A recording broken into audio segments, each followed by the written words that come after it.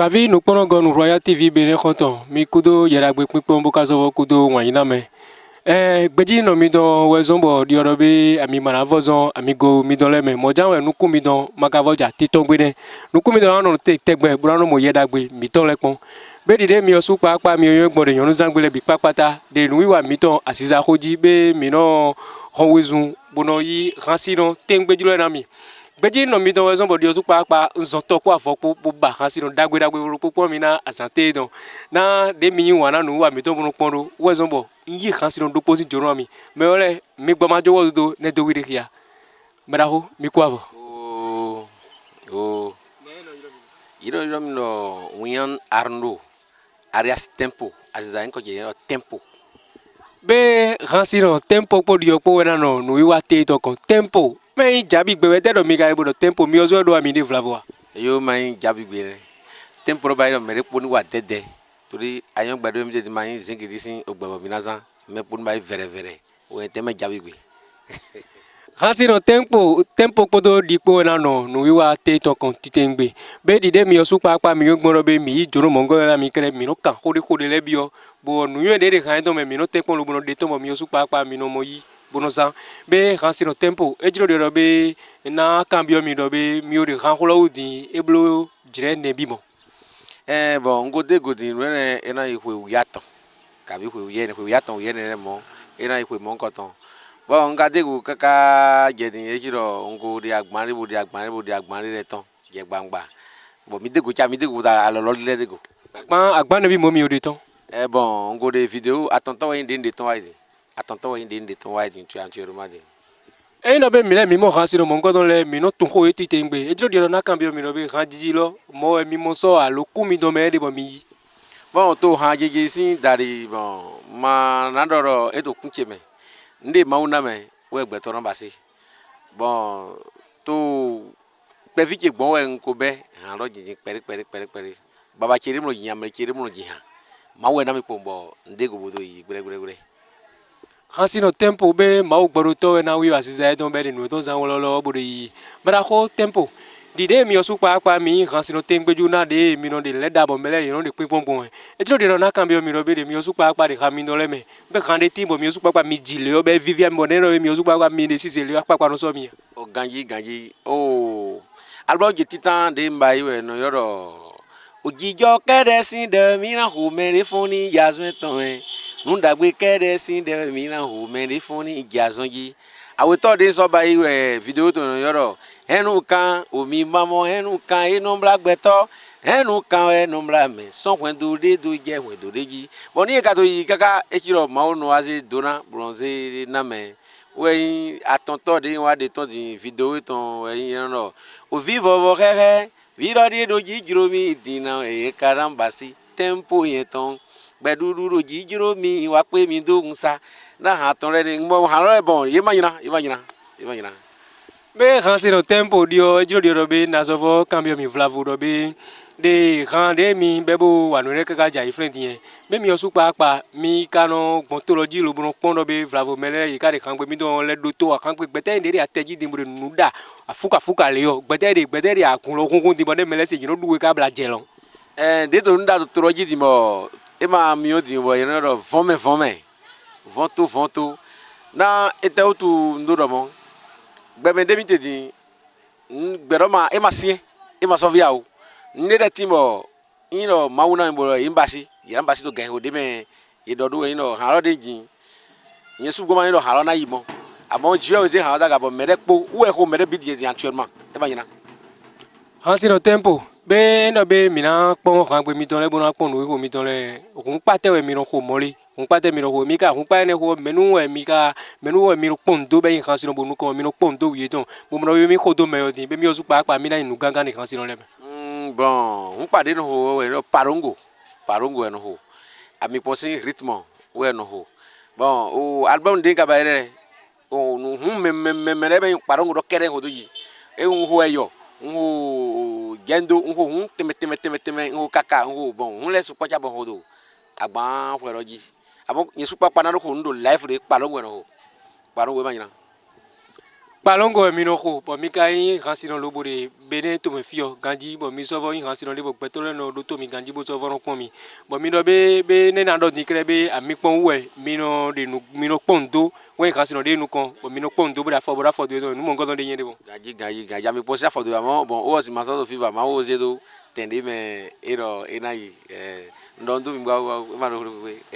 me jele ma klo mi mi osu pa mi ro be ne no be mi aje nu wa le kon mi do kaka mi no ido kan de pe pon tanta nya we di de mi do gbon mi do be hansi hande ha mi don de toji ni mo mele di do to ta mo ne no be se kra pa no so ebi bo gbeto de zo mo kan ne zo gbeto da si do ko me kan ne zo mo gbeto no ba nyon nu de trolo le bu no du no don deji to ti te ngbele yo kan ne lo jo di mo mi ro be mi gbeto yera we pon to be mi akle mi ye mo ko don kle mo mi osu pa mi adok fure pon de ko mi no le gbe.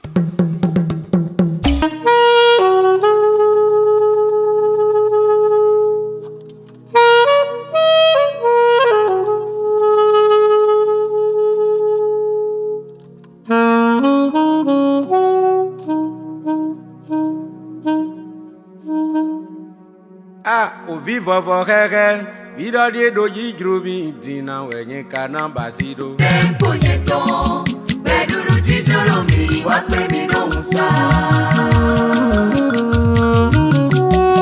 Ah oh, viva vorere, viva vorere,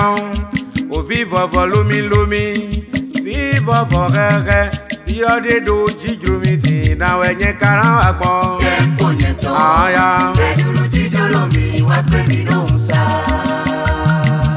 Ah viva vololo, oh viva vorere, vida de doji grubi dina wenye kana basido. Tempo nyeto, beduru jijolo mi wape mi no unsa. Domo lando yin kade wele nu mo vivi di dali tabo do kuna engbe na mi timbo ku meji huma je wa kan bi edo na rina wa kon ya edo papa poro mama ko de na iko de ta ira eton ina do na mi ma e ja lo je ti bo yi meton re de o meta na mi no ta fe ko tan epo we ona mo wori ni to je ungbe ni ta fe de bo mi do wo tu pon yeni akpana mi bonyena nde makodo viro kubo ndo mambasi o viro to yimo nkuno to didi mi o muno di mi bolo ne do pesan se meno o vie na jo mi to wo mere furanda vi fofo keke viro di do jijo mi na wenye karamba siro Tempo nyeto, beduru jijolo mi wape mi no unsa. Fome o pe mi do o jale mo pe mi do la ye pe mi do bo ye pe mi do la jale mo pe mi do bo ye pe mi do bo jale mo pe mi do bo ye pe mi do bo ye pe mi do la.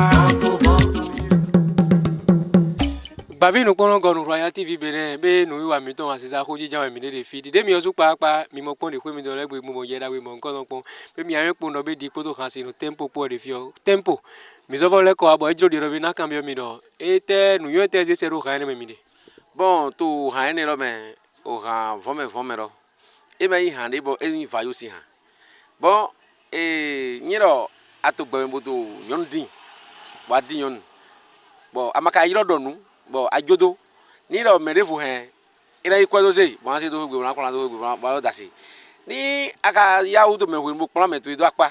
ahen ndi pepe dia juro he ina ba ina we to kwen do to me wo so bo de ha do ikeka we ro enyo trara nyima ya u kwa mi da paro me de tari jibo to kla do yi bon na ni ba do fre kwere we e be de do go mi de fe ne ro be mere mo nu do hun de plan do apa do mi de ni plan da pa me mo to ni plan da pa e mo me fure to fre bo to kla do bona yi ni mere ka yi wo e do problem to do gane me wo ando mi ando bo me ro wa de me ro e man dagbere nyon no papa de so do ko me na me ro weyin àǹfààní ton weyin oye ton to ko be weyin ne bi ton to ko me ho nugbo nyono de natron nde pepe nyono de natron yin na ndo nde to ede de me nyono de natron e so jobo nyon to mo ya suwe bono to ayode pe e man dagbere e jobo sun no ka to plan nyon du ko me de ka plan du ko me wo popo to yi yedu anyo ede sin teme boyin no nu edin nde comité edin ofide me ofiro nyono egba hundo ofi hundo ko me na mi mangangbe suno we metinta de givira magangba ni agba me mon koton boyi be agbafo na dewe ni nyono gbe mo ko to e gba fona de e ma mo asure bona sen do fi ro bo bona so huwe do fi ro pon ni so no so gbe yodo ma do nyono e di ere pe mi bojodo o so ma to bo nyono bona sen ho bene we so mo de halote halo e do ho ro nyon ko asupa sipo yeri nyon ere do ho me tempo dio ma klo mi ma do gbere dio pa pa nsi kan la ho me da je jro bon wa pin poro be me ka ne fe ni me mi ozu pa we nu ne ka me mi ozu pa bo mi akli do bo zedo kan me alo ka me de bo mi se ba ipin ta mo nko don mi wo so mi do ji han mo nko don e ma ha yesu amo ni no asiza to yi asiza ron wa we fi da asiza ro wa gbon lo fi ro kre no ni kre no gbon ni be fi de podo mi ko ji han ne fi ozu pa mo no be kan pe pere de ko ne me asi mi no bla mo o me asike mi da so wa lo po o me asike eyo be meragbe gbavinu kono gonu yeragbe ponto mi ado to filozu papa e de ndele to ni do ko wuri wuri de mi ado to pere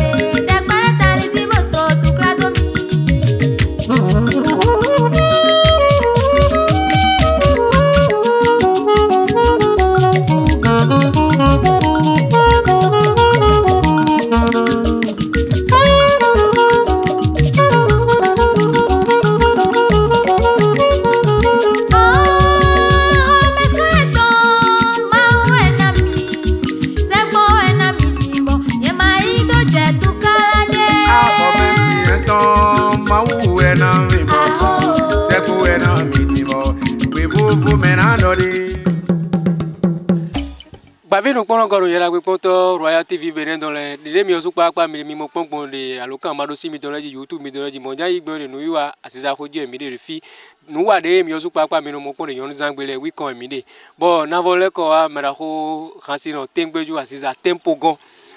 gbeto dagbe de ye mi to pon le ye ba do be en do be han to janwe be yiro hansi no be hansi no zo ya don de pepe zo nu me mo ye da do be de vo de flembo de tempo zi o khoyi do nu a tempo en do be dio ka do mi do be mi ji khambo gbe don de pepe asiza de mi si flen tro mi a flavor zo wa mi gbidi mangango ha majine nu e ko eti mo budo mene ndo tosu tosi evivi bozo jacho era chera mi alogora meto era chera mi do mi ezumbo yin ka tempo aziza buto unsa wesin ikame nungbo bavi nu kun pepe ne pon mi te nu dagbe we no imbo jacho buranze turo mi daga e ma besoin do minimum tere we kodo wason atesi portabuta lo mi anan to azon to wa wezon bo mi do ndu me do firo tempo do ndo we do kuche boku azon to enunde mana oga e ma do re hansino tempo wona e flek parezu ego do hansino de lati bo yele o a fide no bla gbanu e no jiragbe no gbono de ne ka ka ho bi yo ku ne wuli do ji amo mo no be yo ni hansino nugbo do mejile ne no be mi ni flenya be mi na de sai ajogba saklo lo buna so le ko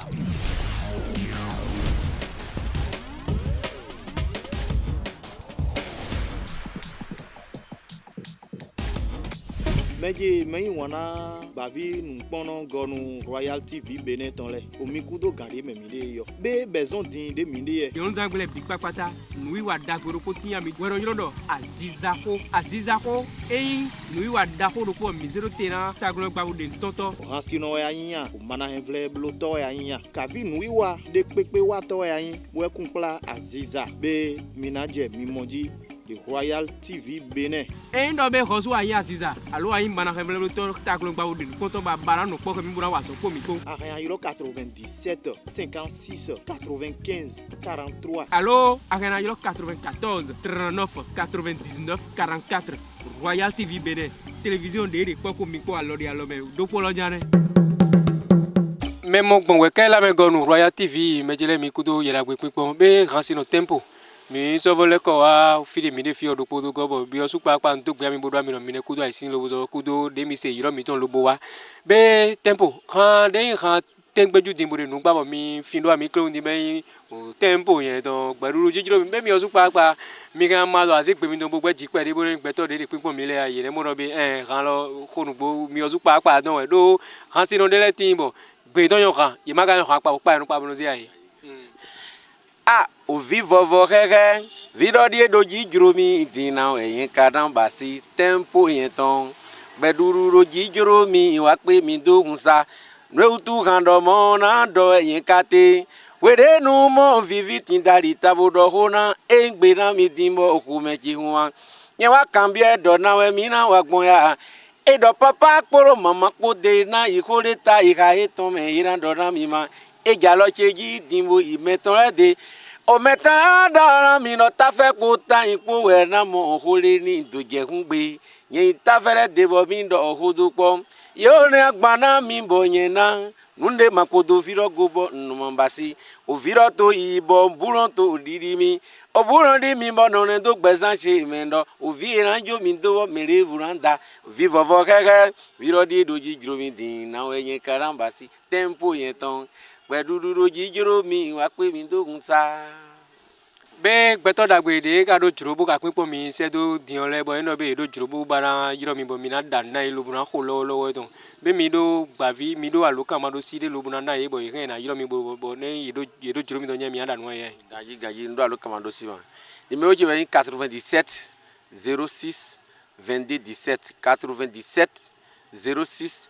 22 17 imre aso yoro mu we mo 95 84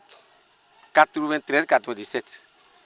Be o me yiro kan de jiwe mi na gbon lobo na yiro kan si no tempo ne no be flavo mi do juro don be ya gode e flavo alo anniversaire fi no be tori o mi ba no ne danu mi jan we mi yiro kan ne le kere mi na mo be na da poto mi po lowo don mi osu pa de ka so vo intagro mi pa bo de nu ponto bu ka de je mi to ko re gan le me be juro mi do be mi osu mi na wa bo mi na yi mi bo do ko mi po alo flavo mi ba do be mi osu pa mi ne zo forte lobo mi go bo yi mi bo ze mi do ate jan we be mi ke mi na dala lo kan me ganji bo yiro mi osu le ma mi yiro 96 95 54 87 e mi yiro ne jan kere mi amomi bo mi na topo mi po de alo me buranda ndo mi ji titengbe yera gbe pinpon yera gbe yo le bavinu kono gonu Royal TV Benin wiji no mode bavinu kono gonu do po de epo mi po de alo me bo ne no mi dala po mo zi alo kan ma do si mi don le jan we mi ano mo pon deji wijane tempo o na le ko alubuna kan mi no be flavo be gbeto devo de yin wa mi bo pinpon mi dion le ni mi do ko le mo ando so de kre mi ando klombo mi na klita no wate c'est bien na dondo mere ko kata bi c'est dire vidéo eti mo lo sisagbon fi sisagbon le discothèque de pepe e je frère na mo ho ndondo konton ti daho de yoro bosa lona kajaf common e mo de mi ko do ne pepe me ino to fi de pepe je eno ko do mi jawe to rete to enyo te ti me wala dondo président ki no le boss ba resto le boss na donde wando ndo kenda foji Antoine yo mende zombo tempo do yire yo re ni mende friko me ma friko mi jare wo so wa je kemi ma do ko pe merci be tempo ndi do be edogbe na mi mede gbeto lo boro yin wana boro ko agban ko e to le bi papata don do me bi papata ma de merepo gbavi nu kono gon lewe ya o khodote o radio le bi papata e don do popolo mi to le bi papata mejele mi ma zo wa nu wa kon lo bogara ndo ka lo boro klitara imo ma don do gbeto agbonze de yi nu wi wa do akon de yi gbavi nu kono gon Royal TV do akon titengbe weyin mera ko lo pa chera fi de yin ayun dida mana ke vle boyi akpa mi don ko deton beda ko félicien hun kanli we mi na do gbe na titengbe we yan gbonze gbe to agbono de yi mi le do akomode kon bodi da ko mi po don do kuro mi don bi papata don do mi no mi ne kudo yara we pon boka zo kudo beji no na mi be sino ko do to me ganji fe to bo sin dato ero kaka mejele ne ma klo mi ate don mi na do ba terando mole di poto kan sino tempo gbo no fio boda egbe ton ko do mi po mi kudo kan go do mi re mara o tempo